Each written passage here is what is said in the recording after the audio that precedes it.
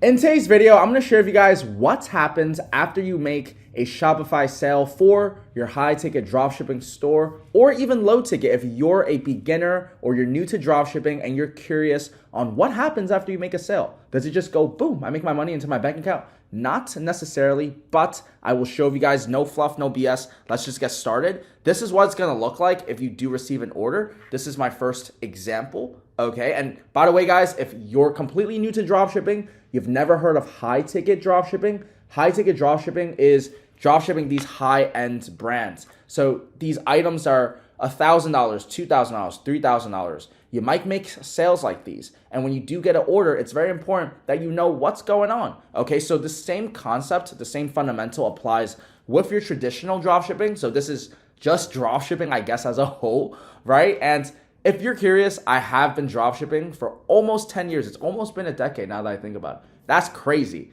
And if there's one thing that I learned, it is that nobody on YouTube really be telling you how to go through an order when you do make it. People try to tell you Facebook ads. But this is what happens. You'll get an order, and then what you need to do, number one, is verify your P&L. Okay? Because if you're not going to look to see if you made profit or not, then this is not a business venture. This is you just trying to get some dopamine, right? If you don't know what dopamine is, that's like the feel-good chemical, right? You're just trying to feel good to get sales. No, okay?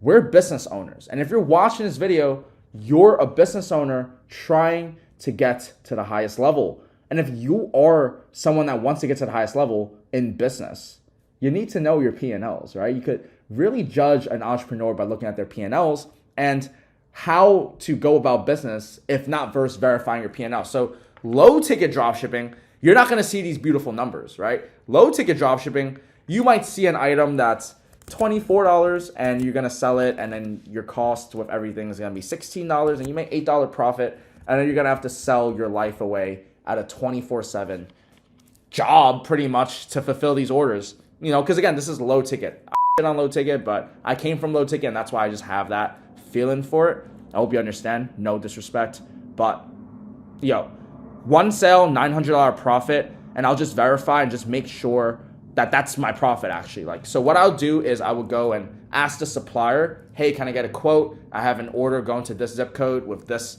model. So the model would be BYBH. So I have this model going to this zip code. What's the quote for it? I'll verify. I'll make sure I have profit. And you also have to keep in mind, okay, the fees. Again, I'm trying to help you build a real business. So this is how you have to look at things, right? Don't just take an order just to take an order. There's something known as automatic capture, and that's your default option with Shopify, meaning when you get an order, it'll automatically try to send that money to your bank account. However, you have to account for transaction fees. So it's about 2.7 to 2.8%. So you want to account for that number, because every time you take money from Shopify, you're going to pay that. And then if you have to return that because maybe you're going negative on the order or it's out of stock or customer want to cancel, you lose that 2.7% as well. And I'm telling you that because I made that same mistake. It's so important that you capture the payment. It's so important that you know your P&Ls, because if you don't know your P&Ls, then you're not going to be actually running the business. You're just going to be doing the business. You have to know what you're aiming for. And what you're aiming for is profit. So when you make a sale, always look at the profit. What's P&L? What's P&L? What's P&L? What's P&L? I'm drilling down in your head, profit and loss. Look at your profit margins, okay? And account for your operating expense, account for your marketing expense, which is your ads, account for software. See if you're profitable. See how you're going to make it even more profit. This is me, guys. I was actually just going through my channel yesterday, and I saw this is a good example to make a video for. A lot of people don't know how to even make a sale or what happens after you get a sale. This is what happens. My team, right, they're talking to the clients that I have, and they're coming to me, they're asking, hey, this order, this big order, we have a potential deal coming in, $14,000 we're selling it for on the market, $10,000 for us to fulfill the order, and then we have $3,500 profit. Now from that, I'm also accounting for what? The transaction fees. I have to keep and make sure the systems are working. I'm also spending money on ads. I have to account for all of this. So I'm always looking at profit. And then from then on, I'm making decisions based off of my profit. I will never collect the payment over here. You see here, when you do make a sale on Shopify, you'll see this page over here, but then right below it, you'll see capture payment. I only collect payment when I do and can verify that I could ship the order, that the customer is legit, that I do make profit from it. And so these are the foundations that you need when you do make an order. You have to spot these things. There's no point of doing a negative order or a break-even order, even though it might help, but no point of doing a break-even order, no point of doing an order if the customer doesn't want to wait for the order, right? So always verify and then capture payment. And then finally, once you're ready for that, now you can send an email to the supplier. And here's actually what not to do, okay? You would think that I was going to tell you or give you an example of how you could send the email to the supplier. Here's the thing. You just need to make sure that you include the SKU, you include your customer address, you include whatever you need to include, which is you include the SKU, you include the address, you include any extra information from the client, okay? And then you just send an email saying that this is the info, and then the supplier will respond with, the next steps. But don't be like me, okay? This was when I very first started. And this is a little too casual in my opinion. I would try to make it a lot more professional these days.